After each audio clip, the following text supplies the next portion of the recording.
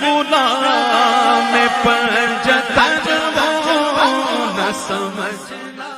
اعلیٰ حضرت رحمت اللہ تعالیٰ علیہ نے ترجمہ قرآن بھی جو لکھا اس کی وجہ یہ تھی کہ لوگ قرآن کے ترجمہ میں یہ لکھنا شروع کر چکے تھے، معاذ اللہ 2-3 مثالیں اگر میں آپ کو بتا دوں تو آپ کے بھی ہوش اڑ جائیں۔ کیا قرآن کا ترجمہ کوئی مولوی صاحب ایسا بھی کر سکتے ہیں؟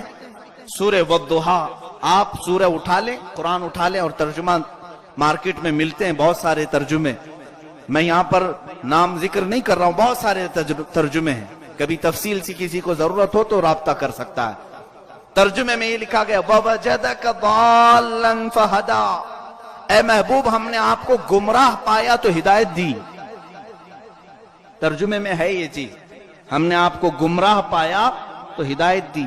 ضال کا مطلب گمراہ ہوتا ہے، یہ میں مانتا ہوں، عربی میں ضال کا مطلب گمراہ، غیر المغضوب علیہم ولا الضالین۔ ہم وہاں دعا کرتے ہیں اللہ ہم کو ان کے راستے پر نہ چلا جن پر تیرا غضب ہوا اور جو گمراہ ہوئے۔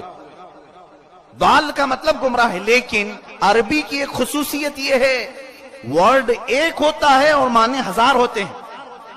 کئی ایسے ورڈ ہیں، لفظ عین یہ کئی معنوں میں آتا ہے، عین کا مطلب آنکھ بھی ہے، عین کا مطلب گھٹنا بھی ہے، عین کا مطلب سورج بھی ہے، عین کا مطلب جو پانی کا چشمہ پھوٹتا ہے اسے بھی عین کہتے ہیں۔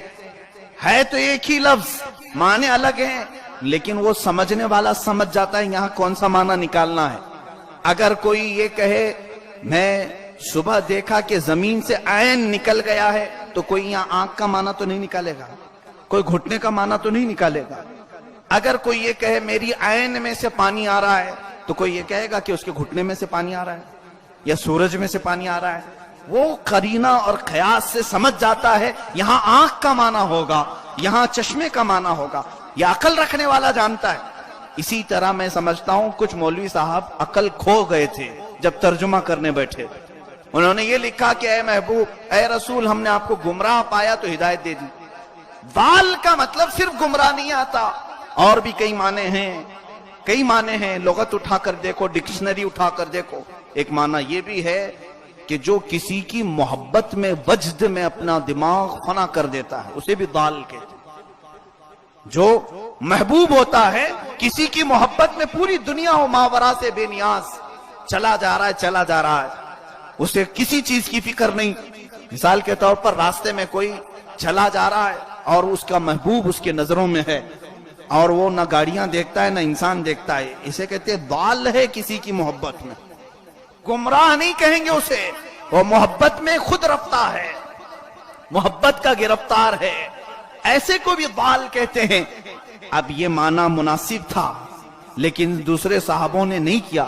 اعلیٰ حضرت کا کنز الایمان اٹھا کر کے دیکھو 30واں پارہ سورہ والضحیٰ میں جب اس آیت کا معنی کرنا ہوا، ترجمہ کرنا ہوا، آپ لکھتے ہیں وَوَجَدَكَ ضَالًّا فَهَدَىٰ، اے رسول ہم نے آپ کو اپنی محبت میں خود رفتہ پایا تو اپنی طرف بلا لیا۔ اس سے ایمان بھی بچا، ایمان بھی بچا، عشق رسالت کا تقاضا بھی پورا ہوتا ہے۔ یہی تو سمجھ میں آتا ہے کہ ان کا کمال کہ چھوٹی سی چیزوں میں ہمیں بچا لیا۔ سورہ فتح میں 26ویں پارے کی سورہ پہلی آیتیں ہیں، وہاں پر بھی کچھ لوگ ترجمہ کرتے ہوئے دھوکہ کھا گئے۔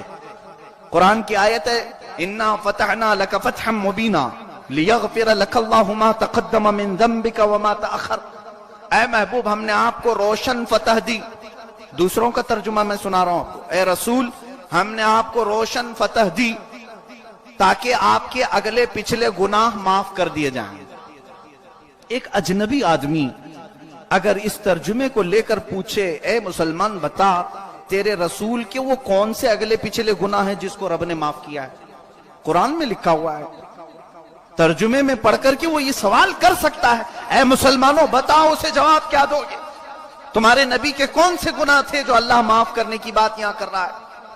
ترجمے میں آلریڈی لکھ دیا گیا، چھاپ دیا گیا، اے رسول آپ کے اگلے پچھلے گناہ معاف کر دیا رب نے۔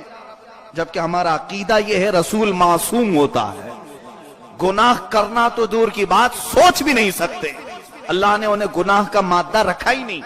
فرشتے اور نبی معصوم ہوتے ہیں۔ جب ہمارا عقیدہ یہ ہے تو یہاں ترجمہ آیا کیسے؟ دھوکہ کھا گئے، غلطی کر بیٹھے۔ ایسی غلطیوں کے وقت میں امام احمد رضا کو پڑھنے کی ضرورت ہے۔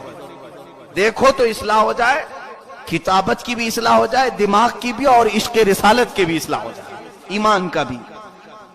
اعلیٰ حضرت نے ترجمے میں لکھا، اے محبوب، ہم نے آپ کو روشن فتح عطا کی تاکہ آپ کے ذریعے سے آپ کے اگلے اور پچھلے لوگوں کے گناہ معاف ہو جائیں۔ کتنی بڑی بات ہے، اے نبی، آپ کے ذریعے سے آپ کے اگلے اور پچھلے لوگوں کے گناہ معاف ہو۔ یہاں لوگوں کے گناہ معاف ہونے کی بات ہے، اور وہاں ڈائریکٹ رسول کے گناہ معاف کرنے کی بات کی جا رہی۔ ایمان والو، ذرا اپنے دل پر ہاتھ رکھ کر بتاؤ، کون سا ترجمہ تمہیں ایمان سے قریب نظر آتا ہے؟ یہی کنز الایمان ہے، جس کا نام ہی رکھا گیا ایمان کا خزانہ ہے۔ ایمان